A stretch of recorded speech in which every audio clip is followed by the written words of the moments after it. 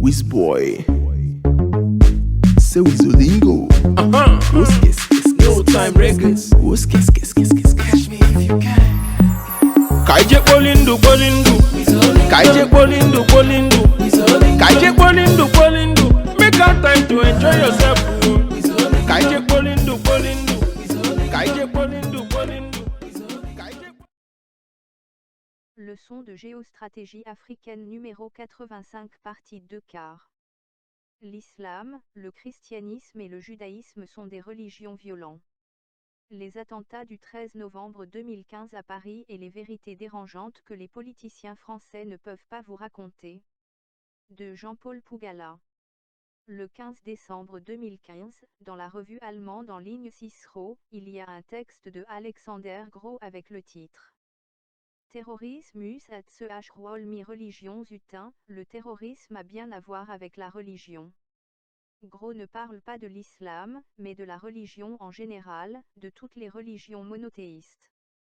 Gros nous explique que le monothéisme est porteur de violence, parce que c'est la seule conception religieuse qui s'occupe des autres concurrents. Les religions monothéistes sont les seules qui parlent des autres, pour les dénigrer et se hisser par comparaison au-dessus d'elles. Moi j'ajoute que le monothéisme est le seul système religieux qui parle de lui-même, qui s'autoproclame le meilleur, l'unique. C'est dans cette manifestation criante du manque d'humilité que réside l'arrogance de s'imposer au monde comme la vérité unique. Voici ce que déclare Alexander Gros en détail dans son analyse courte et profonde. Que l'intolérance religieuse soit née avec l'invention du monothéisme dans le monde, comme on le dit souvent, c'est un autre débat. Ce qui est certain est que seul le monothéisme impose une prétention à la vérité absolue et radicale, rabaissant les autres dieux au rang d'idoles. En outre, les polythéismes ont une conception cyclique, de la vie et du monde. Alors que les monothéismes sont étroitement liés à une vision théologique de l'histoire et à une représentation apocalyptique de la fin du monde. Ce qui est, de fait, une claire incitation à des fantasmes de destruction finale, d'où prend l'essence le terrorisme.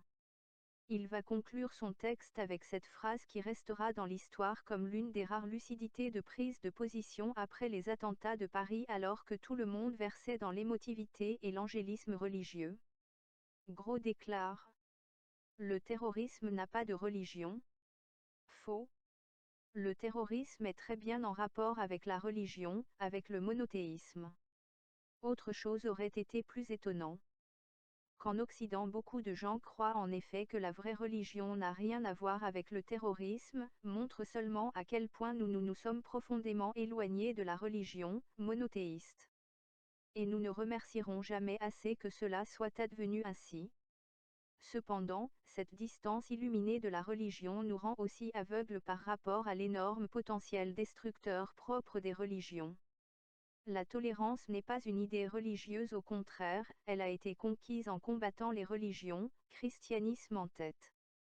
Mais de quoi parle Gros lorsqu'il généralise la violence à toutes les trois religions monothéistes que sont le judaïsme, le christianisme et l'islam? Je veux vous emmener avec moi dans un exercice particulier dans lequel je ne vais dire aucun mot au sujet de l'islam. Je ne parlerai que du christianisme et vous verrez qu'à tout moment vous pourrez changer le mot christianisme et le remplacer par le mot islam, que cela ne ferait aucune différence. Je vais me limiter au Dieu tel que décrit par les chrétiens. Mais puisqu'il s'agit du même Dieu, et donc, c'est le même pervers que ce soit pour les musulmans que pour les chrétiens et que les attentats du 13 novembre 2013 à Paris auraient bien pu être commis par des chrétiens, s'ils avaient suivi à la lettre le Nouveau Testament. En tout cas, ne me mettez pas la fatwa car ce n'est pas moi qui le traite de pervers, mais c'est Maurice Bellet d'Esclée de Brouet qui écrit en 1998 un ouvrage intitulé « Le Dieu pervers ». Au regard des attentats de Paris, Maurice Bellet nous demande de ne pas considérer les œuvres de violence inouïe de ceux qui le font pour regagner le paradis au nom de Dieu, comme les kamikazes de la salle de spectacle parisienne du Bataclan comme des fous, parce que c'est Dieu lui-même qui est fou. Voici ce qu'il écrit à la page 291. Le ciel et la terre, la vie céleste, l'enfer est l'opposé du ciel en cela qu'il contient tous nos désirs de pouvoir et nos soifs de jouissance, jusqu'à vouloir le pouvoir absolu. Le ciel nous veut ni délirant ni désespéré, capable de défaire toute violence ou prise de possession, pour ouvrir toujours l'homme à un chemin de vie, loin de l'ensemble faussement clair des savoirs et pouvoirs établis. Le céleste n'a de vérité que dans l'ordre de cette symbolique qui échappe à l'imaginaire. À l'origine du Dieu pervers, il y a ainsi l'articulation de la culpabilité monstrueuse avec le faux bonheur éternel, il est le père de la grande famille qui réalise à fond, dans l'imaginaire, la névrose familiale, et peut en fait la provoquer, la soutenir, la verrouiller, autant qu'y prendre appui. La culpabilité d'être s'évanouit dans les nuées d'une autre vie qui n'est pas la vie autre, mais en vérité le masque de celle-ci, la vie céleste est l'alibi de la détresse absolue. Alors, Dieu est fou, mais pas du tout cette fois parce qu'il transgresse le faux raisonnable qui fait errer le désir et la douleur, il est fou au plus triste sens, il réalise et fait vivre à l'homme la folie que d'autre part il dénonce.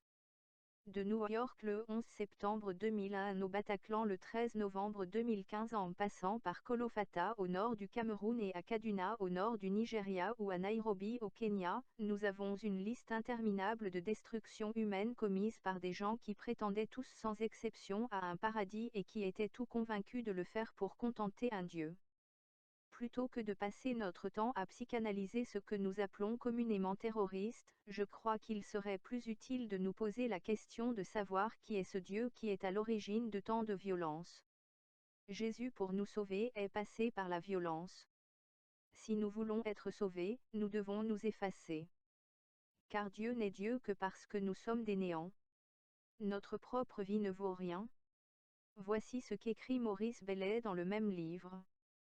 Dieu est amour, il donne tout, il pardonne tout, il se donne lui-même jusqu'à mourir pour nous, en son Fils, sur la croix. Sa grâce inépuisable nous fait entrer dans la vraie vie, joie, liberté, amour. Seule condition, croire et l'aimer. Et comment ne l'aimerions-nous pas comme il nous aime? La vraie vie, c'est de lui donner tout et porter notre croix.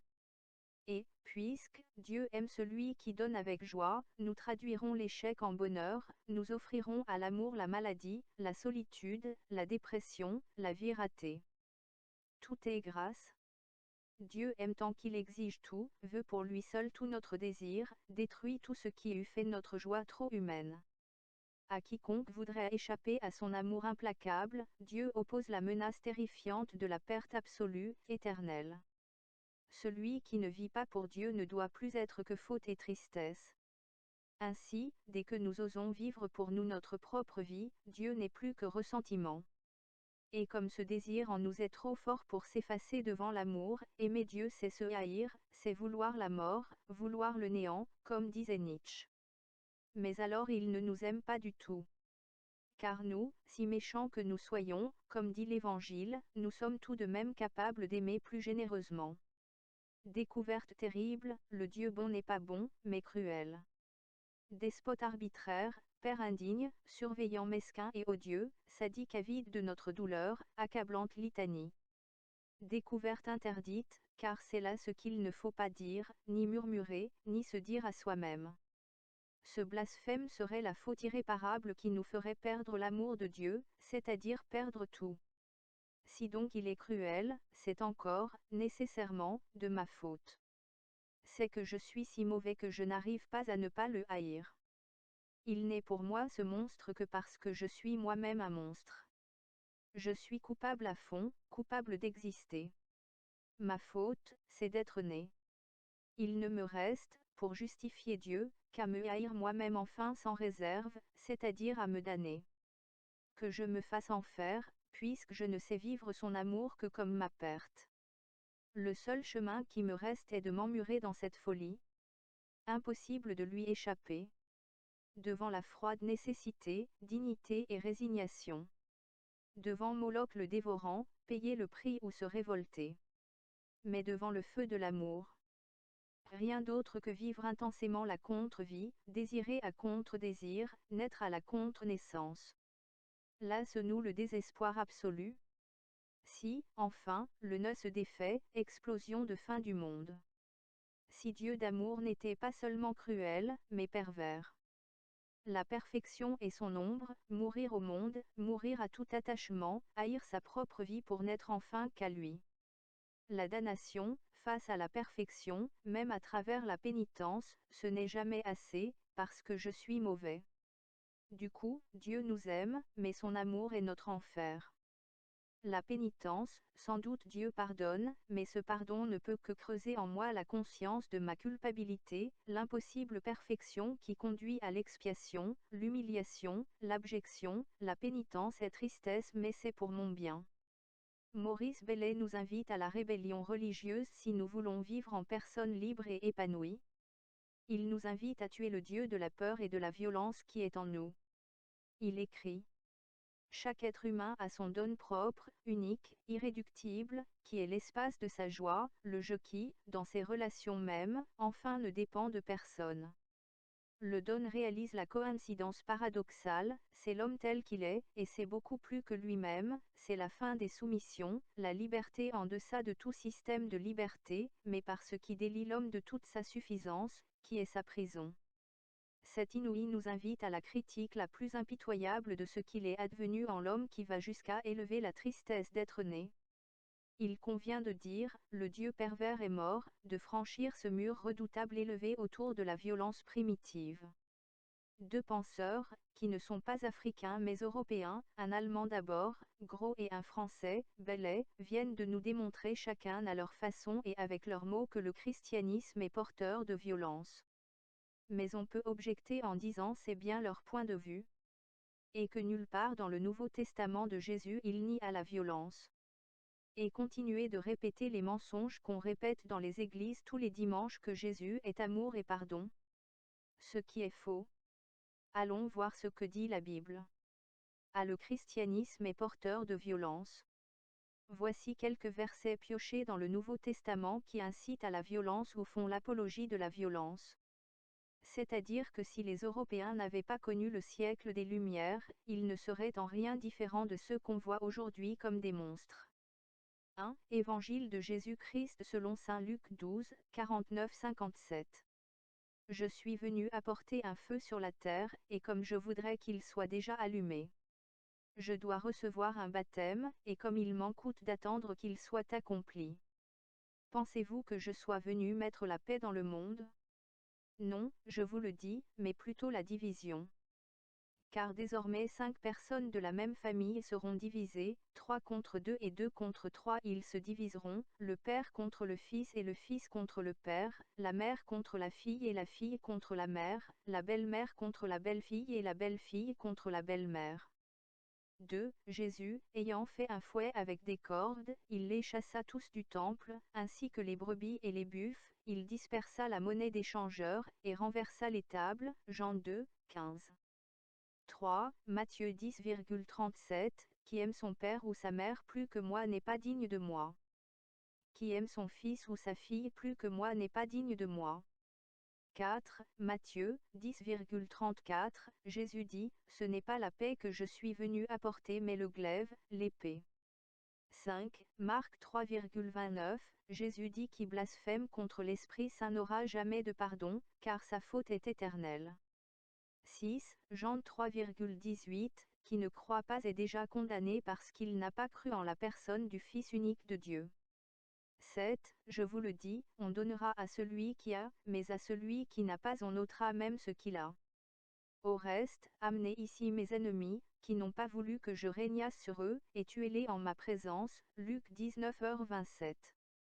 8. Matthieu 13,40, à la fin du monde le Fils de l'homme enverra ses messagers qui enlèveront de son royaume tous les scandales et ceux qui font le mal. Ils les jetteront dans la fournaise ardente, hantés de pleurs et de gémissements. 9. Matthieu 18,34-35, dans sa colère, le maître le livre au bourreau jusqu'à ce qu'il ait tout remboursé. C'est ainsi que mon Père céleste vous traitera si chacun de vous ne pardonne pas à son frère du fond du cœur.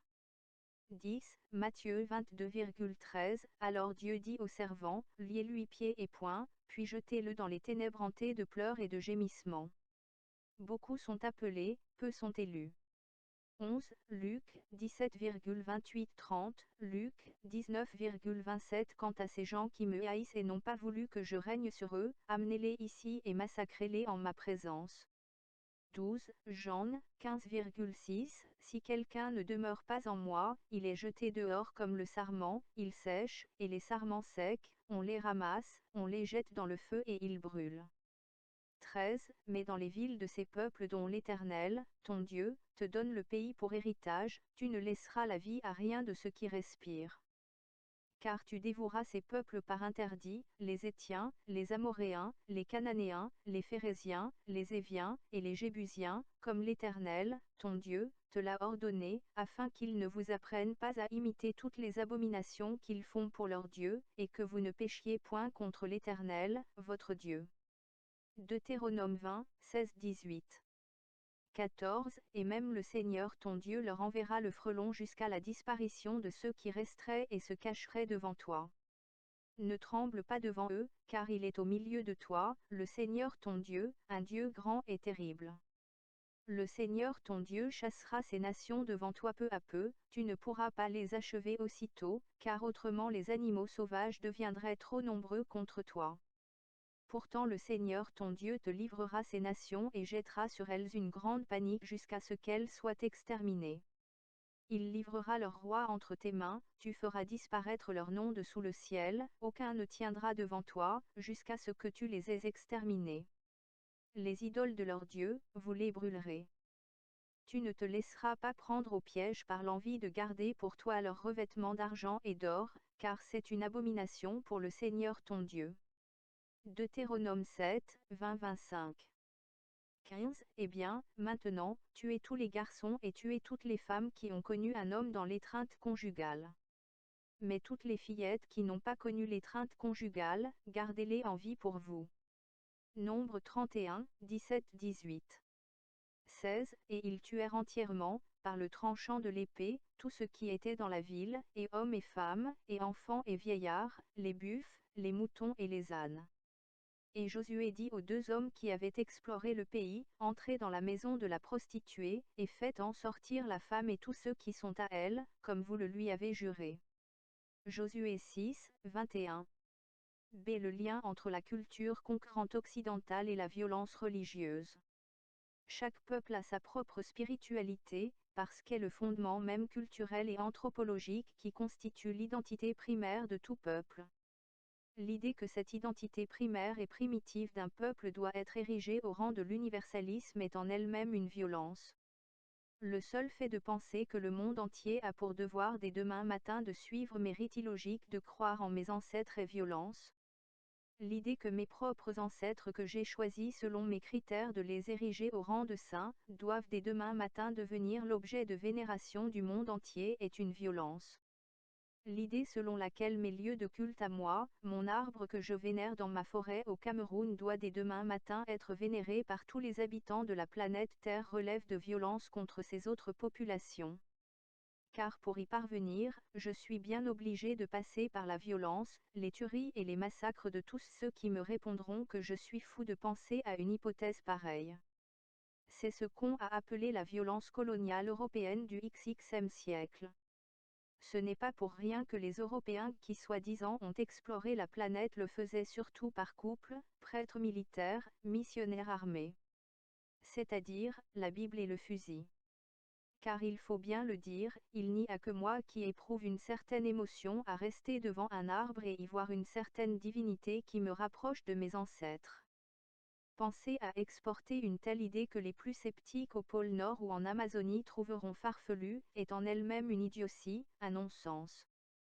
Parce que je ne peux nullement prouver que prier ou se recueillir devant mon arbre sera bénéfique pour tous les habitants de la planète. À moins que je puisse construire dessus une théorie, un principe, bien entendu mensonger. Et puisque je sais que tout le monde ne va pas tomber dans le panneau, j'ajoute la peur et le drame pour toute personne qui oserait ne pas croire à ce que je leur ai dit sur le pouvoir de mon arbre. Grâce à cette peur infligée aux esprits les plus faibles, je peux désormais attribuer à mon arbre tout ce que je veux comme des vertus qu'il n'a pas, comme la morale ou la tolérance. Et au moment où je le fais, je suis bien conscient que je mens, puisque la morale et la tolérance existaient bien avant que je ne commence à parler de mon arbre comme objet de vénération. Mais qu'importe, pourvu qu'il y ait des esprits faibles qui soient nombreux à y croire. Et les autres suivront. Voilà comment je me suis accaparé gratuitement le concept de tolérance, tout en utilisant la violence pour convaincre les gens que je suis tolérant. C'est du vrai n'importe quoi. D'un côté, je me professe comme l'incarnation de la tolérance, mais en même temps je dis que ceux qui ne croient pas en mon arbre seront brûlés en enfer. C'est sur ce mensonge qu'est bâti l'Occident. Tous savent qu'un État comme le Vatican est le plus grand symbole du mensonge de la culture occidentale. Et chacun s'en est accommodé. Mais les événements du Bataclan ont été comme le miroir dans lequel chaque Européen a eu l'occasion de se regarder en face et comprendre jusqu'où peut mener le mensonge religieux. Comment peut-on s'accommoder du mensonge religieux d'un Jésus que tous savent n'avoir jamais existé, mais utilisé pour maintenir son propre peuple en soumission et fustiger la conviction de ceux qui se sont fait sauter au Bataclan avec 90 morts. C'est pourquoi le christianisme est l'incarnation du mensonge. Oublions un instant la religion. Et regardons les choses sur un plan purement philosophique. L'islam et le christianisme se reconnaissent dans le judaïsme. Et le judaïsme croit que Dieu a donné la constitution du monde à Moïse à travers sa table des 10 commandements.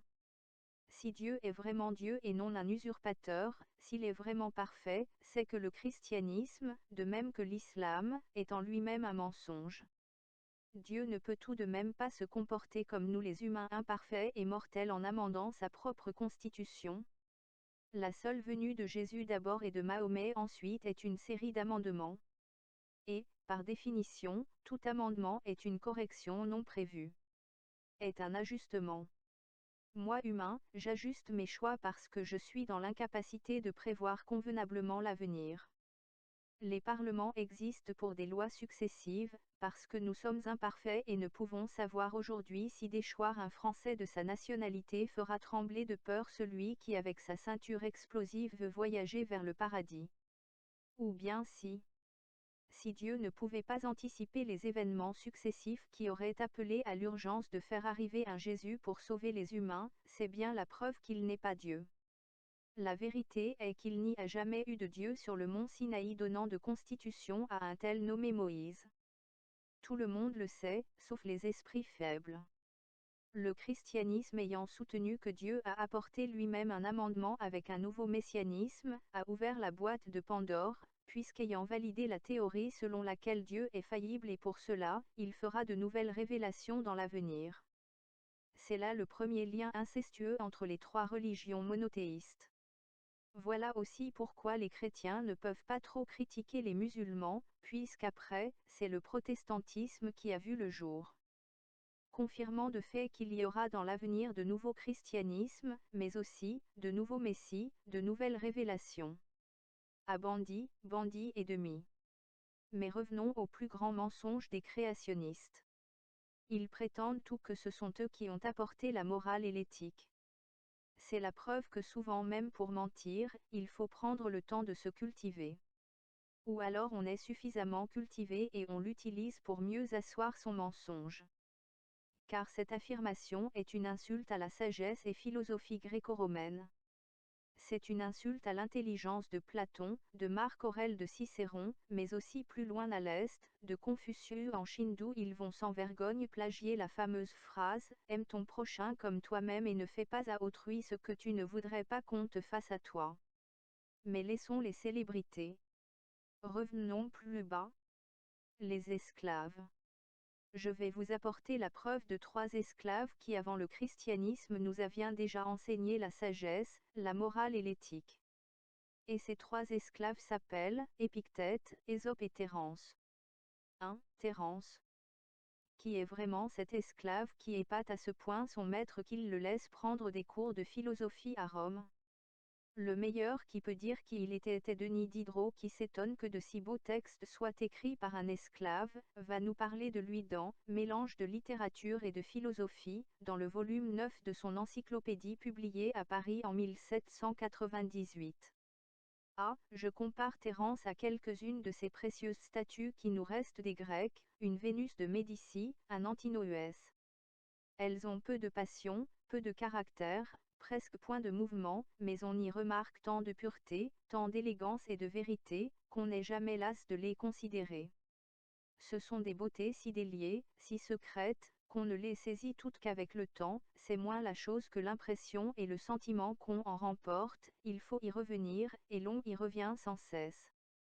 Une vraie déclaration d'amour pour la comédie et le théâtre de Thérence d'origine berbère, né à Carthage, Afrique du Nord, en 190 et mort en 159 avant notre ère.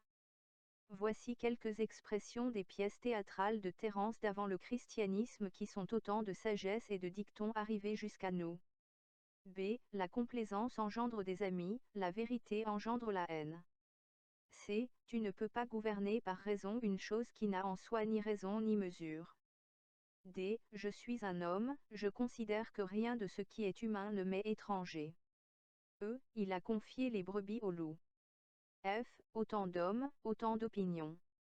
G. On se trompe complètement si l'on croit que l'autorité est plus forte et plus solide quand elle se fonde sur la force, que lorsqu'elle s'appuie sur l'affection. H. Assurément, cet homme va se donner une grande peine pour dire de grandes sottises. 2. Ésope. Si je vous demande qui est le véritable auteur des fables, le laboureur et ses enfants, le corbeau et le renard ou le lièvre et la tortue. Bien entendu vous me répondrez, La Fontaine. Ce qui n'est pas tout à fait correct. Le véritable inventeur de la forme littéraire en vers baptisé, fable, est un esclave du nom d'Ésope, qui veut dire noir, nègre. La Fontaine s'est contentée de réécrire pour répondre à l'esthétique classique de l'époque quelques-unes des 500 fables d'Ésope, comme le corbeau et le renard, le lièvre et la tortue, le bûcheron et la mort, la grenouille et le rat, l'aigle et l'escarbot, etc. Au Moyen Âge, les chrétiens ayant remplacé l'Empire romain ont décidé de brûler tous les livres d'avant le christianisme, un peu comme la phobie des islamistes pour l'archéologie. C'est grâce à un homme, Maxime Planude, un philosophe et érudit byzantin du Xe siècle que nous avons pu mettre la main sur les écrits d'Ésope. La Fontaine reprend son récit à l'introduction de son ouvrage duquel on peut en savoir plus sur Ésope. Voici ce que dit le récit que La Fontaine appelle la vie d'Ésope le Phrygien. Ésope était le plus laid de ses contemporains, il avait la tête en pointe, le nez camard, le cou très court, les lèvres saillantes, le teint noir, d'où son nom qui signifie nègre, ventru, cagneux, voûté, il surpassait en laideur le Tercite d'Homère, mais, chose pire encore, il était lent à s'exprimer et sa parole était confuse et inarticulée. Certains intellectuels africains vont se baser sur ce lien avec les Noirs dans ce récit pour mettre les bases de la négritude, mais ça, c'est un autre débat. Ce qui est certain est que la morale et la sagesse exprimées par cet esclave d'avant le christianisme montrent que la morale n'est pas chrétienne. 3. Épictète. Il est né en l'an 50 de notre ère à Hierapolis et mort en 130 à Nicopolis. C'est un esclave vendu à Rome, lui-même fils d'esclave. Pour éviter qu'il ne s'enfuit, son maître lui avait mis au pied un grand support en fer, qu'il appuyait à chaque fois pour le faire crier et sentir la douleur, pour ne pas avoir l'idée de s'évader. Comme il le raconte lui-même, il ne cessait de dire à son maître, « Tu vas me casser le pied ». Et un jour à force d'appuyer, le maître lui cassa le pied. Et il deviendra estropié à vie. C'est pour se faire pardonner que son maître l'autorise à assister à des cours de philosophie et de critique. Après, il crée sa propre école de pensée critique. Mais il met plutôt l'accent sur la morale et l'éthique. Son succès est énorme. C'est même grâce à l'un de ses disciples qui écrit tous les cours que nous avons droit aujourd'hui à sa pensée sur la morale. Selon Épictète, en dehors de notre capacité de jugement, il n'existe ni bien, ni mal. Une chose deviendra l'une ou l'autre en fonction de ce que notre cerveau aura décidé. Car chaque humain n'est doté de la capacité d'être libre, c'est à lui de dire oui ou non en fonction d'abord de ses propres intérêts et de l'harmonie avec l'ensemble. Le principe est simple, dis-toi d'abord qui tu veux être, puis fais en conséquence ce que tu dois faire. Aie le courage de te jeter à l'eau et de jouer ta partie. Et si tu perds? Pour Épictète, il n'y a guère pire perdant que celui qui n'a pas eu le courage de passer à l'action. Parce que perdre fait partie de la nature des choses. Lorsqu'on perd, il faut avoir le courage de l'accepter. Il faut avoir la force d'accepter ce que nous ne pouvons pas changer. D'accepter ce qui est hors de notre capacité d'action. Quelques citations de Épictète.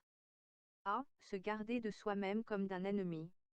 B. Supporte et abstiens-toi. C. Son épitaphe écrit par lui-même, Je suis Épictète, esclave, estropié, pauvre comme Hierus et cependant aimé des dieux. D. Tu es citoyen du monde et partie de ce monde, non pas une des parties subordonnées, mais une des parties dominantes, car tu es capable de comprendre le gouvernement divin et de réfléchir à ses conséquences. E. S'entretenir avec un homme qu'on tient pour un homme, c'est s'informer de ses opinions et lui découvrir en détail les siennes propres. F. Souviens-toi donc que, si tu crois libre les choses qui de leur nature sont esclaves, et propres à toi celles qui dépendent d'autrui, tu rencontreras à chaque pas des obstacles, tu seras affligé, troublé, et tu te plaindras des dieux et des hommes. Au lieu que si tu crois tiens ce qui t'appartient en propre, et étranger ce qui est à autrui, jamais personne ne te forcera à faire ce que tu ne veux point, ni ne t'empêchera de faire ce que tu veux, tu ne te plaindras de personne, tu n'accuseras personne, tu ne feras rien, pas même la plus petite chose, malgré toi, personne ne te fera aucun mal, et tu n'auras point d'ennemis, car il ne t'arrivera rien de nuisible. G. Accuser les autres de ses malheurs, cela est d'un ignorant, n'en accuser que soi-même, cela est d'un homme qui commence à s'instruire, et n'en accuser ni soi-même ni les autres, cela est d'un homme déjà instruit. H. Si tu veux avancer dans l'étude de la sagesse, ne refuse point, sur les choses extérieures, de passer pour imbécile et pour insensé. I. Les dieux ont créé tous les hommes afin qu'ils soient heureux, ils ne sont malheureux que par leur faute. J. Ne dis pas je fais de la philosophie, dis, je m'affranchis. K. Ne demande pas que les choses arrivent comme tu le désires mais désire-les telles qu'elles arrivent et tu seras heureux. L. Ce ne sont pas les choses elles-mêmes qui nous troublent, mais l'opinion que nous nous en faisons. Voilà 3 esclaves qui nous enseignent la morale et l'éthique bien longtemps avant le christianisme. On peut donc se demander ce que Jésus apportait en plus. Pourquoi avec de telles intelligences, Dieu a-t-il de nouveau ressenti la nécessité de faire des amendements? Le monde était-il si pourri? Oui, peut-être, puisqu'on parle bien là d'esclaves. Cela voudra peut-être dire que le christianisme a apporté plus de morale en abolissant par exemple l'esclavage. Mais non. Au contraire. Le christianisme est l'esclavage incarné. En voici une illustration. Éphésiens 6, 5, 6. Serviteurs, obéissez à vos maîtres selon la chair, avec crainte et tremblement, dans la simplicité de votre cœur, comme à Christ. Colossiens 3h22-24. Serviteurs, obéissez en toutes choses à vos maîtres selon la chair, non pas seulement sous leurs yeux, comme pour plaire aux hommes, mais avec simplicité de cœur, dans la crainte du Seigneur. Ce verset, dit 2 fois dans le Nouveau Testament, nous explique à lui seul pourquoi en Afrique, les missionnaires ont toujours précédé les colons et surtout, pourquoi c'est un pape qui va donner son feu vert pour la déportation des Noirs de l'Afrique vers les Amériques. J'en ai parlé 3 fois dans le tome 1 de Géostratégie africaine. Dès tous les politiciens français sont-ils, je suis Charlie. Mon œil. Lorsque le 7 janvier 2015 vers 11h30, les frères Chérif et Saïd Kouachi pénètrent dans les locaux de Charlie Hebdo à Paris et tuent de sang-froid 11 personnes dont 8 membres de la rédaction, ils en ressortent Kalachnikov à la main, tirent contre des policiers à vélo faisant un blessé avant d'abattre un autre sur le trottoir en répétant plusieurs fois « On a vengé le prophète Mohammed ». Il est légitime de se poser une question, si Mahomet est le prophète de Dieu et par définition, un être puissant, capable de nous infliger toutes sortes de punitions sans passer par les humains, a-t-on besoin de le venger? Mais là n'est pas le problème. Il est plutôt intéressant de nous demander ce qui passe dans la tête de 2 individus au moment où ils prennent ce genre de décision.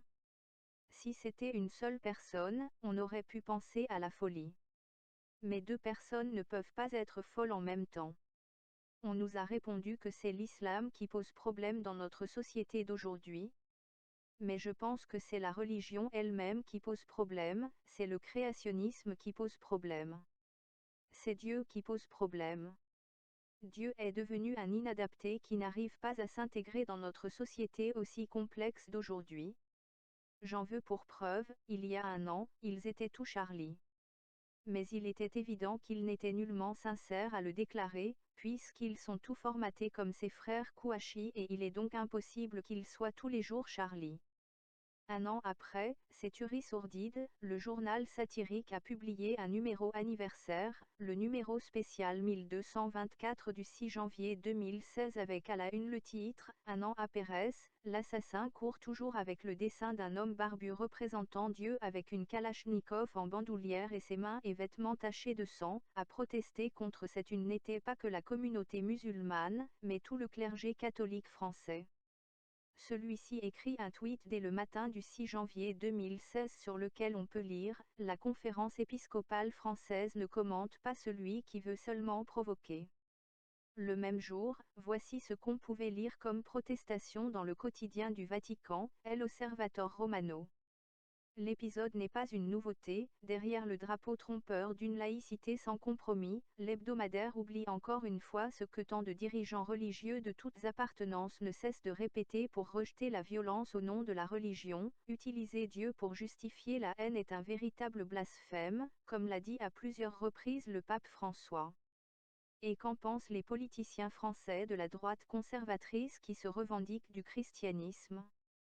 Quand ce matin du 6 janvier 2016, à l'eurodéputée Nadine Morano invitée de la radio publique d'information en continu France Info, on pose la question « Est-ce que tu es Charlie ?» Elle répond « Je suis la France, je n'ai jamais été Charlie Hebdo parce que je ne l'aime pas. » Cet hebdomadaire a déjà été condamné 9 fois pour injure. Alain Juppé, le maire de Bordeaux est invité sur la radio privée généraliste, Europe 1 et voici ce qu'il déclare sur la une du numéro spécial, « Elle ne me fait pas rire. Je me suis senti Charlie, évidemment lorsqu'on a assassiné des journalistes de la rédaction. Ma solidarité a été profonde et sincère. Mais quand j'ouvre Charlie Hebdo, je ne suis pas toujours Charlie. » Jean-Frédéric Poisson, président du Parti chrétien-démocrate, PCD, fondé par Christine Boutin, celle à qui l'ancien président de la République française donnait 9 500 € par mois pour trouver la solution pour développer toute l'Afrique, portant ses revenus mensuels de retraités parlementaires à 18 000 €, soit 11,8 millions de FCFA, selon le Canard enchaîné du 9 juin 2010, invité sur la télévision parlementaire LCP déclare, un an après, l'assassin court toujours. Ce n'est pas drôle, pas intelligent et ce n'est absolument pas adapté à la situation. Le propre de la liberté d'expression, c'est que dans certaines circonstances, elle doit apprendre à se fixer à elle-même ses propres limites. Je pense qu'on a dépassé la limite. Je suis croyant, comme des millions de Français. L'idée que, même pour rire, on puisse dire que Dieu est un assassin, ce n'est pas acceptable. L'inoxydable Isabelle Balkany, adjointe au maire, son mari Patrick, de Levallois-Perret écrit sur son compte Facebook le 4 janvier 2016 ceci, « Je ne suis plus Charlie. Halte au terrorisme intellectuel de la laïcité. » Rappelons simplement à ces messieurs que parmi les victimes de janvier 2015 il y avait des juifs, assassinés parce qu'ils étaient juifs. Valérie Pécresse, nouvelle présidente du Conseil régional de l'Île-de-France est l'invitée de BFM TV le 7 janvier 2016. Et voici ce qu'elle déclare, « Charlie a le droit de titrer comme il veut et de caricaturer comme il veut, mais je pense qu'il faut faire attention quand même, je ne pense pas que tous les dieux soient des dieux de haine, soit des dieux assassins. Les messages des grandes religions sont tous des messages d'amour. » Voilà qui est lâché, j'ai envie de demander à Pécresse, peux-tu nous dire quels dieux sont des dieux de haine et des dieux assassins? Bien sûr les dieux africains, me répondront les missionnaires catholiques qui ont réussi à faire avaler aux Africains l'idée selon laquelle leurs dieux étaient des dieux mauvais. Mais là n'est pas le débat. J'aimerais plutôt que nous examinions un peu ce qui pousse ces Français chrétiens à être sur le même mode de pensée que ceux que nous appelons communément terroristes islamistes. Revenons à l'esclave Épictète qui sait de quoi il parle lorsqu'il dit « Ne dis pas je fais de la philosophie, dis plutôt je m'affranchis ». J'ajouterais « Ne dis pas je pense, je raisonne, dis plutôt je m'affranchis ». Quelqu'un qui tue au nom de Dieu n'est pas un affranchi, mais l'esclave d'une idéologie. L'esclave d'un mode de pensée qui lui a inculqué la peur et la soumission à celui qui apporte la prétendue bonne nouvelle. Qu'en dit la Bible ? 1 Corinthiens 7. 21 As-tu été appelé étant esclave, ne t'en inquiète pas, mais si tu peux devenir libre, profite-en plutôt. 22 Car l'esclave qui a été appelé dans le Seigneur est un affranchi du Seigneur, de même, l'homme libre qui a été appelé est un esclave du Christ. 23 Vous avez été rachetés à un grand prix, ne devenez pas esclaves des hommes. En d'autres termes, la vraie liberté n'a aucune valeur. Le destin de chacun homme qui veut s'affranchir c'est de devenir l'esclave des dogmes religieux. Lorsqu'alors étudiant en Italie, je militais dans la Federazione Universitari dei Cattolici Italiani, FUSI, de Perugia, il y avait quelque chose que nous faisions toutes les semaines. Et cela s'appelait « étude biblique ». Cela consistait à prendre un verset de la Bible et de l'analyser sous plusieurs angles et même à confronter une phrase écrite dans plusieurs éditions différentes de la Bible et ce, avec l'aide du prêtre dénommé Don Elio qui nous disait à la fin si on avait vu juste ou pas. Alors, pour bien comprendre le verset 22, je vais me servir de plusieurs éditions du Nouveau Testament, et voici ce que ça donne. 1. La Bible en anglais version King James Bible. 2. La Bible version Louis II Bible écrit ceci. Car l'esclave qui a été appelé dans le Seigneur est un affranchi du Seigneur, de même, l'homme libre qui a été appelé est un esclave de Christ. 3. La version Darby Bible écrit. Car l'esclave qui est appelé dans le Seigneur est l'affranchi du Seigneur, de même, aussi l'homme libre qui a été appelé est l'esclave de Christ. 4. La version Martin Bible écrit. Car celui qui étant esclave est appelé à notre Seigneur, il est l'affranchi du Seigneur, et de même celui qui est appelé étant libre, il est l'esclave de Christ. Ces 4 versions de la Bible nous montrent qu'on ne s'est pas trompé, il est bien dit et affirmé dans la Bible que devenir esclave de la centralité divine, du mot d'ordre divin est une spécificité qui n'est pas exclusive des musulmans. Ainsi, se bourrer d'explosifs et aller massacrer 90 personnes au Bataclan n'est pas que le fait d'un ou de plusieurs fous, mais des gens qui appliquent à la lettre ce qui est écrit, dès lors qu'ils sont sous la coupe de n'importe qui ayant décidé de s'en servir pour atteindre n'importe quel but. Surtout contrairement à ce que peut dire le pape ou les prêtres, la Bible exactement comme le Coran, est bien pour la peine de mort. Il est tout à fait normal que celui qui est devenu l'esclave du Christ respecte à la lettre ce que le Christ aurait dit, bien entendu il doit se charger volontairement à faire exécuter ses ordres. Les frères Kouachi, devenus esclaves du Christ, Mohammed, peuvent clamer « On a vengé le prophète Mohammed ». Ils sont convaincus d'avoir agi en toute conscience et de s'être offerts volontaires pour exécuter un ordre divin. Et c'est dit dans la Bible, pas seulement le Coran, que celui qui ne croit pas en Dieu mérite la peine de mort. En effet, Dieu a envoyé son Fils dans le monde non pas pour condamner le monde, mais pour qu'il soit sauvé par lui. Celui qui met sa confiance en lui n'est pas condamné, mais celui qui n'a pas foi en lui est déjà condamné, car il n'a pas mis sa confiance en la personne du Fils unique de Dieu. Jean 3, 17-18. Et si en plus non seulement un individu est déjà condamné parce qu'il ne croit pas au Fils unique, mais si en plus il le caricature, imaginez sa sentence. D'où la réaction d'une partie de la droite française contre la une du numéro spécial de Charlie Hebdo de cette semaine. Mais aussi Lévitique 24, 16. Celui qui blasphémera le nom de l'Éternel sera puni de mort, toute l'assemblée le lapidera. Qu'il soit étranger ou indigène, il mourra, pour avoir blasphémé le nom de Dieu. Mais quels sont les autres crimes pour lesquels la Bible condamne à mort et ordonne à toute personne devenue esclave du Christ de passer à l'action? Lévitique de 20 à 24 nous donne une série de péchés qui méritent la peine de mort. Et tenez-vous bien, les crimes pour lesquels la Bible condamne à mort n'ont rien à voir avec ce que nous tous imaginons, crimes, viols, pédophilie etc. Absolument pas. Et c'est parce que nous ne lisons pas les textes dits sacrés que nous sommes surpris lorsqu'il y a des massacres, de nous étonner et entendre des faussetés du genre que les religions sont pour la paix et la tolérance. Je vais vous donner juste quelques exemples des crimes pour lesquels la Bible condamne à mort et exige que toute personne venue à connaissance s'offre volontairement pour son exécution si elle veut mériter le paradis. On part ainsi du blasphème pour arriver au simple fait de lever le ton lors d'une dispute contre son père ou contre sa mère mérite l'exécution. Déclarer que Jésus n'a pas existé ou que Dieu est un assassin comme l'a fait Charlie Hebdo cette semaine, mérite la mort selon la Bible. Si un homme fait l'amour avec son épouse, lorsque cette dernière a ses règles, cet homme doit mourir. Et il faut immédiatement l'exécuter. Vous croyez que je blague?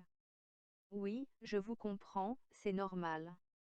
Je suis souvent accusé par des fanatiques religieux africains un peu incultes, comme tous les fanatiques, que je ne connais pas la Bible. C'est bien parce que je la connais très bien que je n'y crois pas. Comment puis-je honorer un Dieu qui est absent de tous les problèmes du monde et s'inquiète si le sang provenant de la menstruation d'une femme a sali le drap ou non?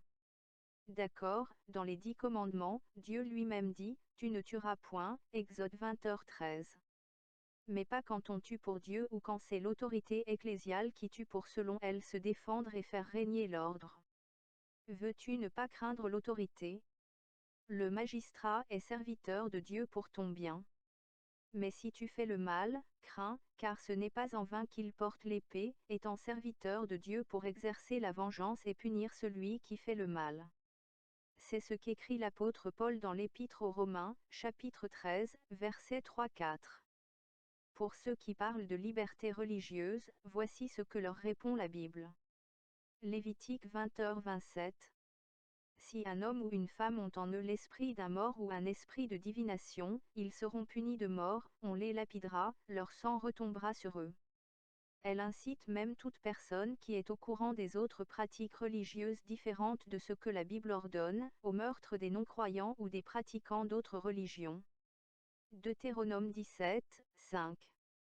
Il se trouvera peut-être au milieu de toi un homme ou une femme faisant ce qui est mal allant après d'autres dieux pour les servir et se prosterner devant eux dès que tu en auras connaissance, dès que tu l'auras appris alors tu feras venir à tes portes l'homme ou la femme qui sera coupable de cette mauvaise action, et tu lapideras ou puniras de mort cet homme ou cette femme.